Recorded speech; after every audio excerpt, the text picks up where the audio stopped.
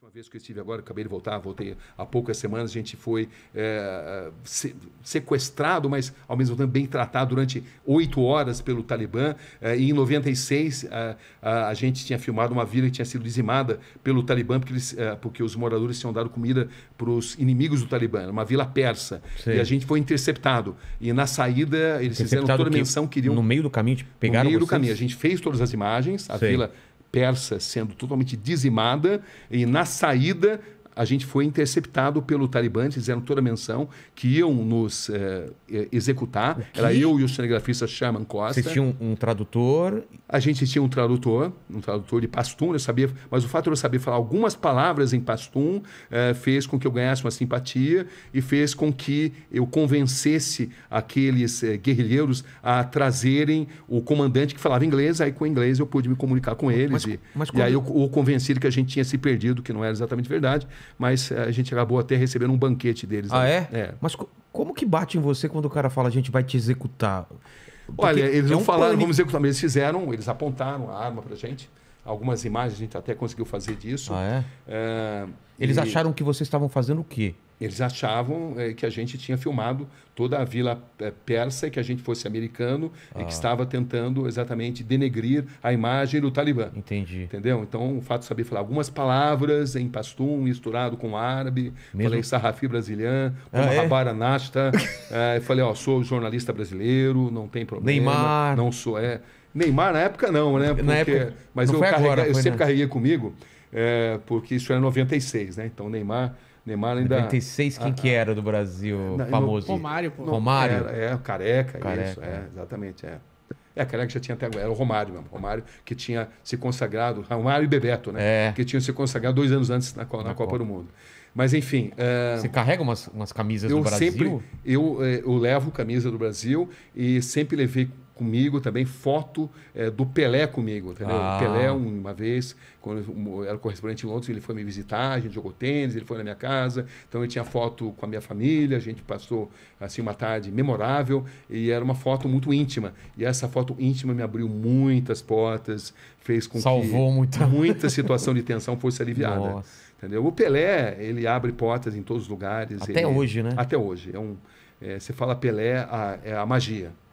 Eu sou muito grato a ele pelo privilégio de ter feito grandes entrevistas com ele e por tudo aquilo que ele significa para nós brasileiros no exterior. A história dessa foto, essa é o mesmo período que você falou? Esse é o mesmo período de 96, quando o Talibã tomou o poder. E aí como que é? Inclusive essas fotos aqui foram usadas agora e eles têm muito orgulho dessa época, que foi quando eles tomaram o poder pela primeira vez. O Talibã foi formado em 94, 2 anos depois eles tomaram o poder. Então, essa data, esse tempo da primeira ascensão deles é um momento assim épico para eles. Eles têm muito orgulho disso. Quando você mostrava agora essas fotos serviam para abrir portas e serviram para consertar situações de muita tensão. Porque agora o Talibã voltou ao poder 20 anos depois. A gente acabou de fazer uma série chamada Missão Cabul, que é uma série que cotada para ganhar prêmios e tal. Para você ver aqui como é que é a vida do repórter. Isso aqui já é um rapaz que trabalha comigo, já tentando fazer uma matéria investigativa e sedento por entrar em contato comigo. Fatalmente ele tem que tomar alguma decisão. E a minha vida é assim, a vida inteira tendo que tomar decisões, tendo que construir estratégias para fazer matérias que tragam algum tipo de benefício para a sociedade, né? Mas isso te traz algum tipo de ansiedade? Porque uma decisão errada pode te custar a vida, né? Traz, sim. Nesse caso, Mas também traz assim um sentido de recompensa muito grande quando você consegue ajudar a promover justiça.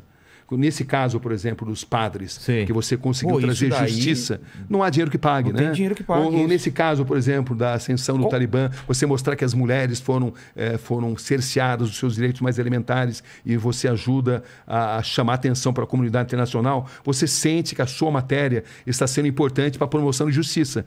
E não existe sentido na nossa profissão se a gente não ajudar de alguma forma a promover justiça, né? Pelo menos é assim que eu encaro a profissão. E fazer uma transformação. Foi nessa ida que você mostrou os caras sem orelha? Que eles cortavam a orelha ou não?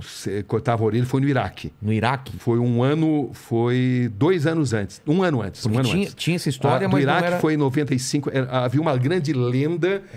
O governo de Bagdá, o Saddam Hussein, o Tariq Aziz, que era o vice-primeiro-ministro, o homem que aparecia para a imprensa internacional,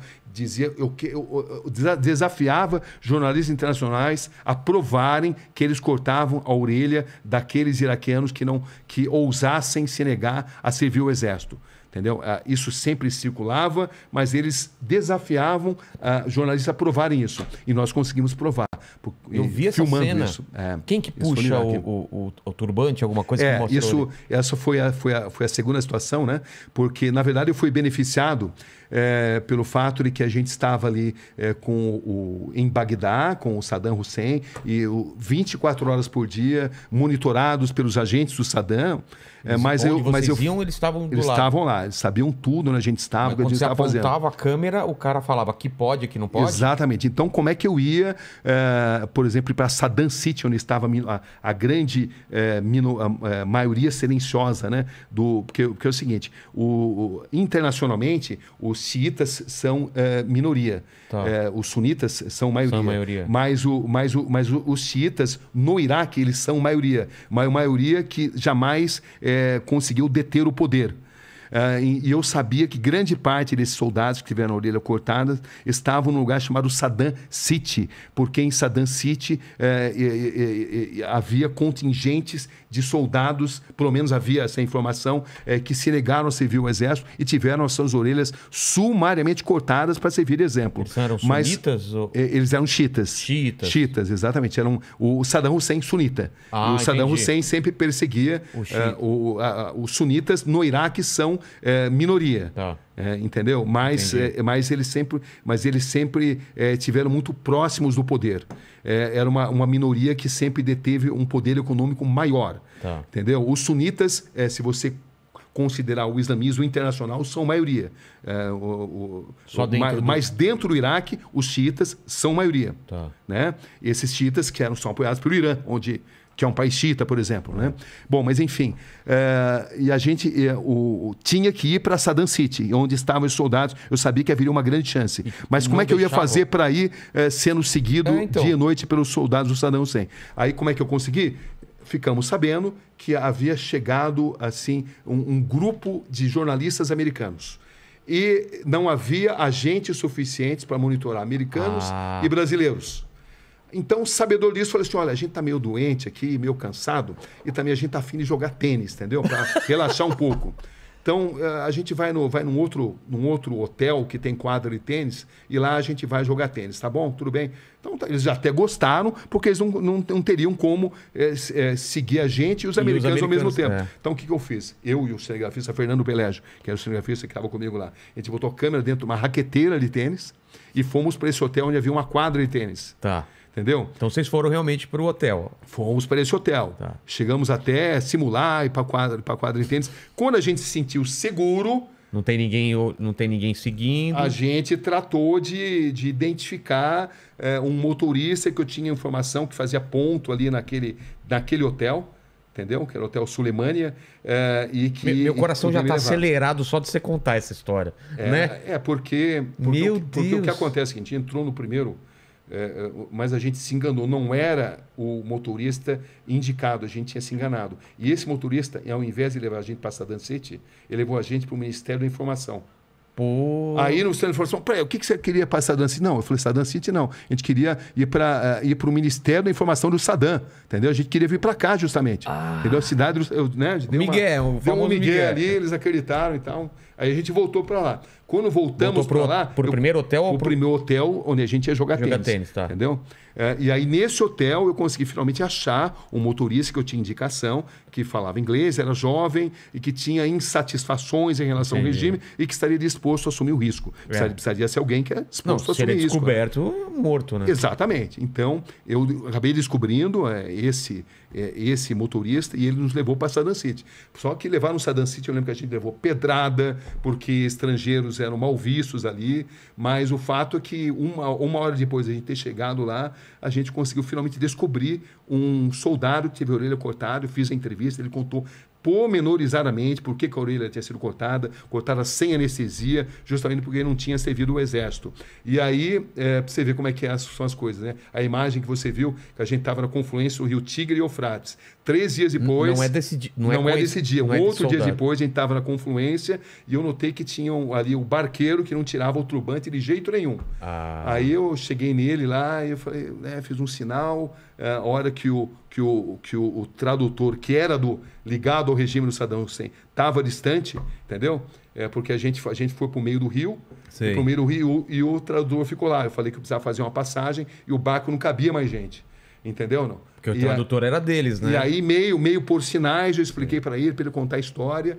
E aí ele tirou o turbante, contou a história. Eu tive que traduzir depois. E aí era a história da mesma coisa. Mesma coisa. Não quis servir. Não quis servir o exército, a orelha foi cortada, não teve anestesia. E a família passou a ser perseguida.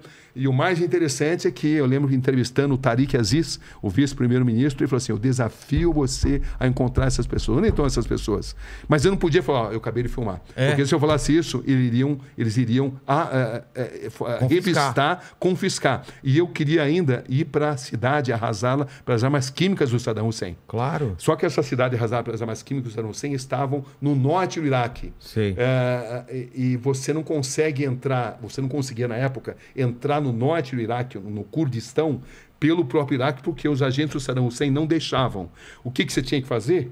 Você tinha que sair do Iraque, ir para a Jordânia, da Jordânia ir para a Turquia, e da Turquia você conseguia, ali pelo sul da Turquia, lá por Diyarbakir, que é um grande reduto, né, ali dos curdos, você conseguia entrar por ali numa área que era mais monitorada pelos curdos do que pelos próprios agentes do Saddam. Mas para você entrar ali, você precisava de um visto. Mas ali eu tive uma grande sorte, repórter, precisa ter sorte também.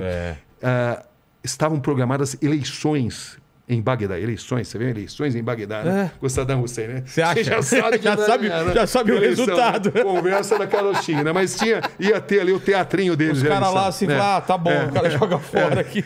Você não bota no Saddam, você vai pro paredão, né? Exatamente assim. Mas enfim, mas o fato de eleições, eu falei assim, olha, eu preciso, o seguinte, a gente já tem um bom material, a gente precisa ir para a Jordânia, porque a gente precisa mandar o material pela Jordânia, mas só que eu quero voltar aqui para cobrir eleições, porque eu fiquei sabendo que eu precisaria de um visto. E aí eu falei, eu vou voltar daqui 2 semanas para cobrir as eleições. Aí eles me deram um visto. Aí eu não voltei para cobrir as eleições. Eu fui. E valia lá para cima também. Aí valia lá para cima também. Você vê, é uma coisa até interessante, né? Porque valia para cima, mas não era os agentes do Saddam Hussein, eram uma dessas coisas loucas.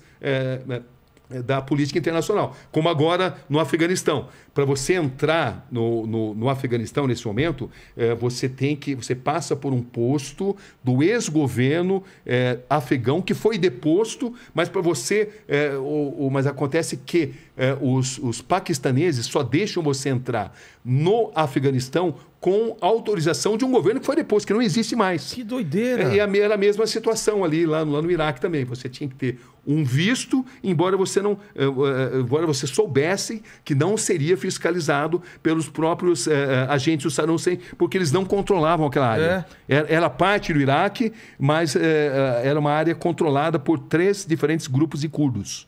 Entendeu? Você não usou o visto? Usei o visto porque os agentes de imigração turca, eles pediam. Eles pediam, você tem o visto? Eles só te deixavam passar, senão te deixavam passar. Era uma ironia, contradição totalmente, porque era um visto de um governo que ali não tinha influência, né? Que ali não mandava. Mas, enfim, você conseguiu chegar nas armas? Nós conseguimos. Foi uma reportagem de basicamente 2 meses ali, né? Entre a parte controlada pelo Saddam Hussein e a parte não controlada. Fez toda a volta. Toda a volta, mas por quê? Eu queria entrar porque eu queria ir na cidade que tinha sido arrasada pelas armas químicas do Saddam Hussein, que o governo também contestava, dizia que isso era mentira, que não era culpa deles, que era o Irã, né? O Irã que na época tinha a grande guerra entre Irã e Iraque, então eles culpavam os iranianos pelo que tinha acontecido, pelo uso de armas químicas, inclusive, mas enfim. O que você viu lá? Olha, eu vi uma cidade chamada Halabja. Primeiro, vilas inteiras dizimadas, mas o que mais impressionou por armas químicas. Então, as construções estavam em pé. Algumas estavam, outras não.